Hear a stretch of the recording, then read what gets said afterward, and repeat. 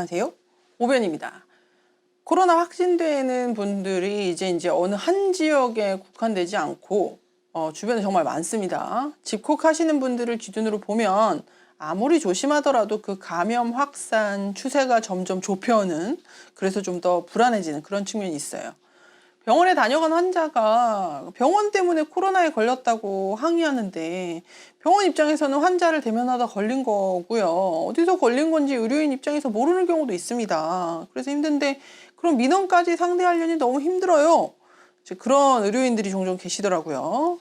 의료기관 입장에서 확진자가 다녀가거나 확진자가 병원에서 나오면 굉장히 신경 쓸 게 많죠. 우선적으로 급하게 신경 쓸 일 외에도 자잘하게 궁금한 게 좀 있으실 것 같아서 오늘은 그 얘기 좀 해보겠습니다. 첫째, 병원에 왔던 환자가 병원에서 코로나에 걸렸대요. 책임져야 한다는데 어떡하죠?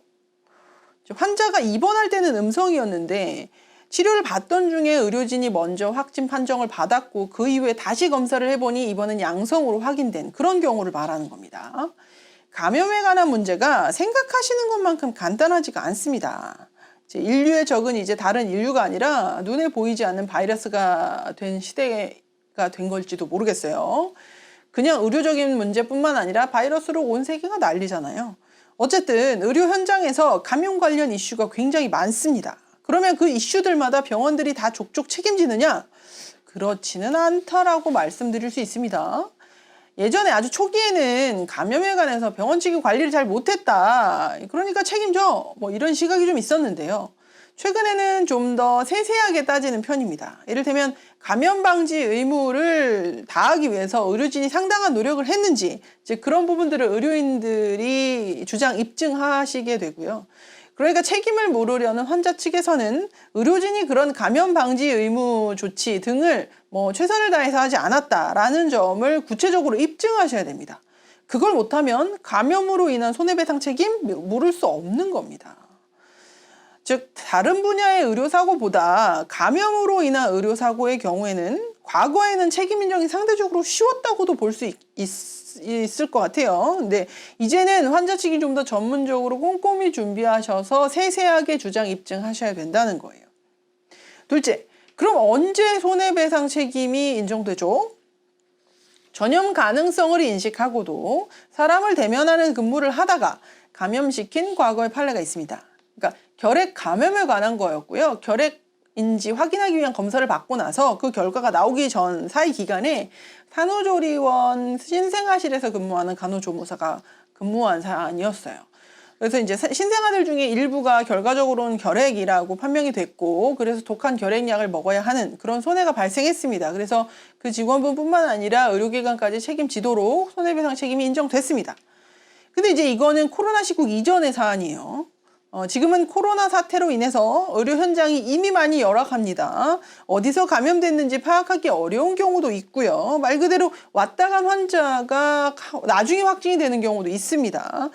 집과 병원만 오가면서 일을 했는데 병원에 내원한 환자 또는 보호자로 인해서 감염이 확진되는 경우 생깁니다. 조심하면 안 걸릴 수 있었다거나 걸렸음이 예상되면 조심했어야지 라는 통상적인 얘기가 통하는 상황이 아니라는 겁니다. 여기저기서 감염이 확산되고, 그래서 일부 지역은 전수조사를 선제적으로 하기도 합니다. 이 시국에 병원에 간다고 하는 건 불가피하게 감염에 노출될 수 있다는 걸 말합니다. 그래서 이전 영상에서도 힘들지만 당분간 다들 조심하면서 집콕하시길 바란다 라는 취지로 말씀드린 거였고요. 즉, 절대 있어서는 안 될 일로서, 근데 이제 그게 불운이나 불행에는 해당될 수 있을지언정 그것 자체로 그 즉시 불법이 될 수 있을지, 그건 물음표라는 얘기입니다. 아까 얘기했던 그 판례, 산후조리원 신생아실에서 일하다가 결핵에 확진된 간호조무사, 검사 결과 나오기 전까지 일을 했는데 나중에 신생아들에게 옮긴 사례, 그 판례에서요. 법원이 뭐라고 했냐면, 산후조리 업무에 종사하는 사람 스스로가 결핵과 같은 전염성이 있는 질병에 걸렸으면 그 질병이 확인되기 전이라 하더라도 신생아들에 대한 전염의 차단 내지 피해 감소를 위해서 가능한 최선의 조치를 취할 업무상 주의부가 있다. 그런데 그걸 어겼다라고 인정했습니다. 근데 지금 상황은 의료인들의 대입해 볼까요? 지금은 피할 수 있다고 감염을 피할 수가 없는 상황입니다. 있는 현장에서도 인력이 부족하다고 자원을 해달라고 호소하고 있는데요. 의료진들이 어려운 상황에 있다는 게 그런 의미죠. 의료인들은 집콕, 재택업무 이런 거 못합니다. 환자 돌봐야 되겠죠. 그래서 본인 자신은 물론 가족을 위해서라도 최대한 집콕하고 어디 나가지도 못하고요. 더더욱 집, 병원 이렇게 오갈 수밖에 없습니다. 안 그러신 분들도 계시겠죠. 이제 통상적인 경우를 말하는 거고요. 만약에 의료진이 돌볼 환자가 있는데 좀 불안하고 이상하고 그래서 그냥 일하기 싫다고 환자 보러 안 나가면 당장 불려 나올 의료진들이 없는 병원이 대부분입니다. 코로나 사태 이전부터 의료 현장에선 이미 인력이 부족했다니까요. 안 그래도 빡빡하게 근무를 했는데 이 시국이 되고 보니 의료인들이 오히려 더 조심하면서 아슬아슬하게 환자를 볼 수밖에 없는 상황이 된 겁니다. 따라서 판례의 표현대로 코로나 감염의 차단 내지 피해 감소를 위해서 할 수 있는 가능한 최선의 조치의 수준이 코로나 시국의 의료인들에겐 이전보다 제한적일 수밖에 없습니다. 그렇기 때문에 이 사태가 오래가면 안 된다고 하는 거예요. 막말로 이게 오래가면 좀 거칠게 표현하면 병원 가는 족족 감염에 걸리더라도 그걸 법적으로 잘못했다고 비난할 수가 없는 상황이 생깁니다. 셋째, 그런데 환자 상태에 관해서 설명하다 보니까 의료진 간에 말이 좀 다르게 전달됐어요. 그래서 환자가 좀 오해하는 것 같습니다. 어떡하죠? 이런 경우 많습니다. 이를테면 담당 교수님 말이 다르고요. 전공의와 주치의 말이 또 다르고 또 의사와 간호사 말 또 다르고 이런 거죠. 이제 이런 걸 보고 과실의 근거를 확실하게 잡았다고 하시면서 그런 부분 문제 삼겠다고 찾아오시는 분들도 종종 계십니다. 그렇게 찾아오시는 분들에게도 말씀을 드리지만 단순히 서로 말이 좀 달랐다고 해서 그걸 법적인 책임의 근거라고 보기는 그렇게 단적으로 말씀드리기는 좀 어렵습니다. 의료사건이 그래서 좀 어려워요.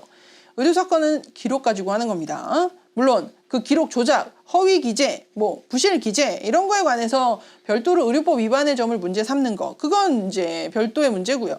단순히 말이 달랐다는 건 그 의료기관의 이제 신뢰 문제일 수도 있는 거거든요. 그러니까 의사소통도 이렇게 하는데 환자라고 의료진들이 과연 제대로 보긴 했을까요? 이런 의심을 가질 수 있는 겁니다. 이런 논조로 말씀하시는 분들이 실제로 계시고요. 근데 그 심정 이해 못하는 거 아니죠. 충분히 이해 가는데 의사소통과 의료행위는 별개입니다. 의무기록 기재와 의료행위도 별개인데요. 의무기록 기재와 의료행위가 별개라는 건 대법원 판례에도 있습니다. 무슨 얘기냐?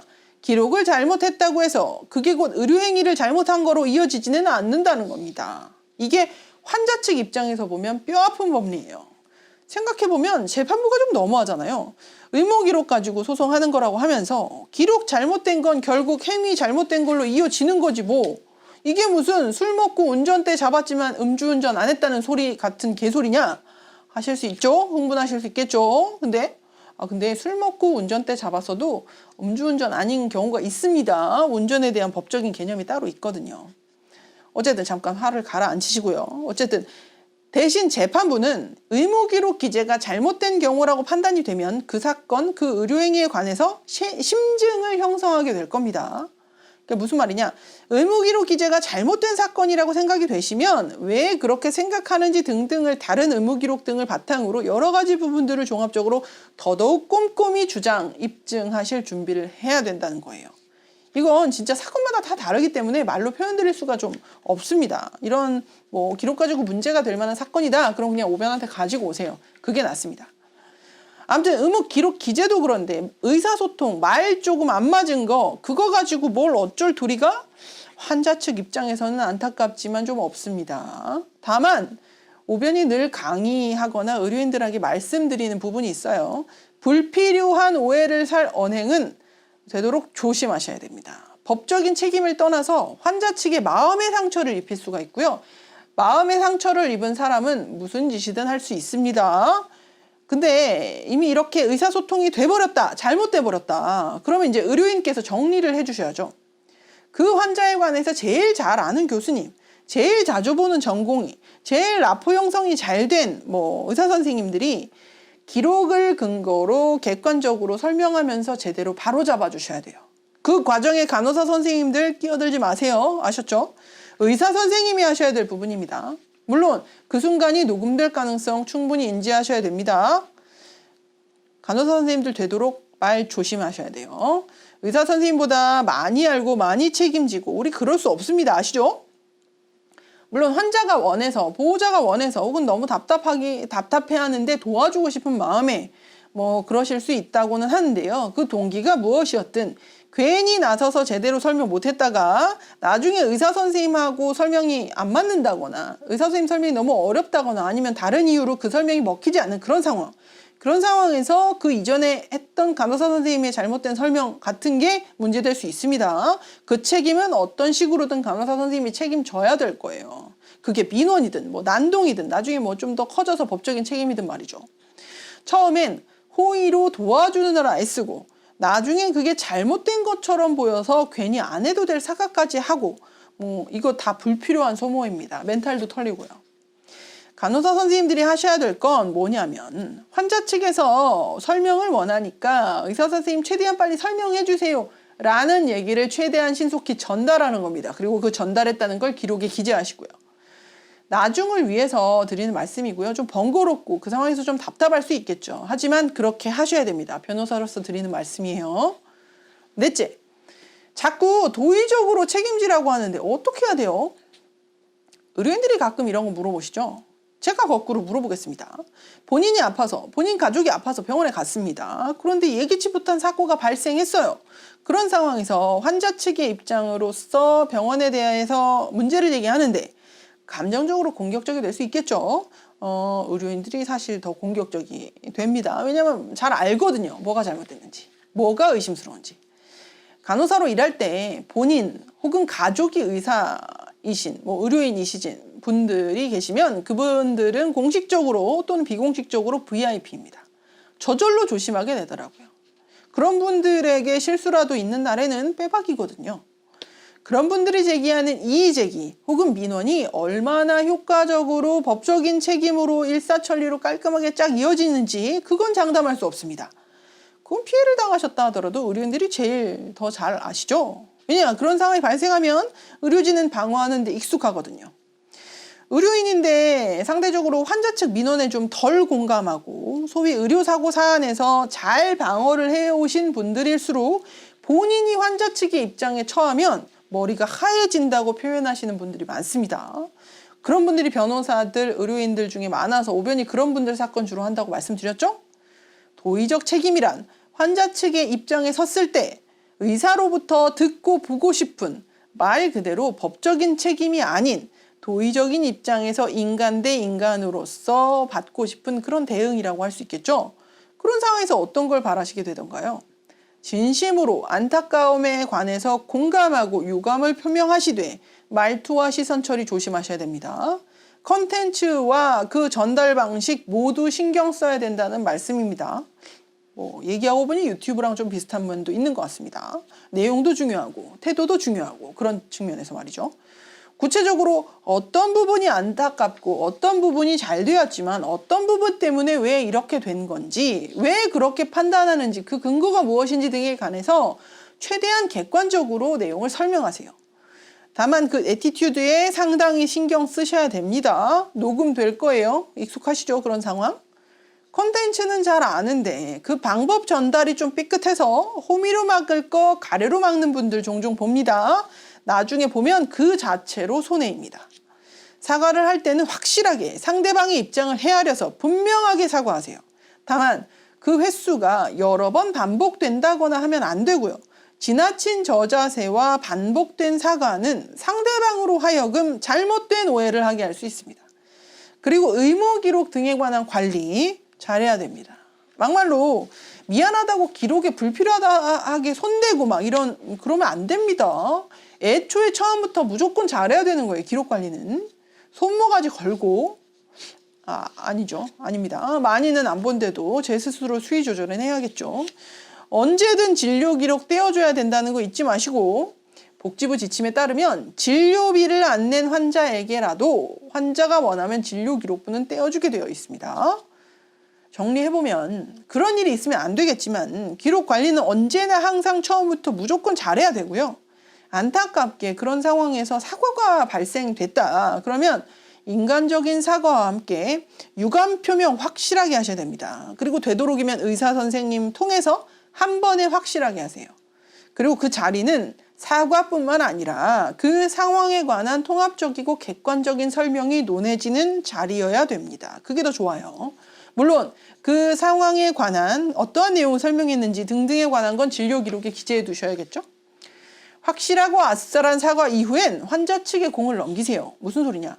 그렇게 설명했는데도 와서 또 난리 칠 텐데요. 그건 환자 측의 문제입니다. 법적으로 뭘 하든 그건 그 다음에 법무팀이든 고문 변호사든 그들에게 맡기세요. 뭐 그래야 다른 환자 또 보잖아요. 소송해야 된다? 소송 건다? 응소하셔야죠.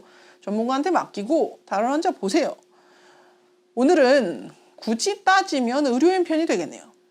병원에 왔던 환자가 병원 때문에 코로나에 걸렸다고 한다. 그거에 관해서 책임지려고 한다. 뭐 도의적 책임 운운한다. 어떻게 해야 되냐.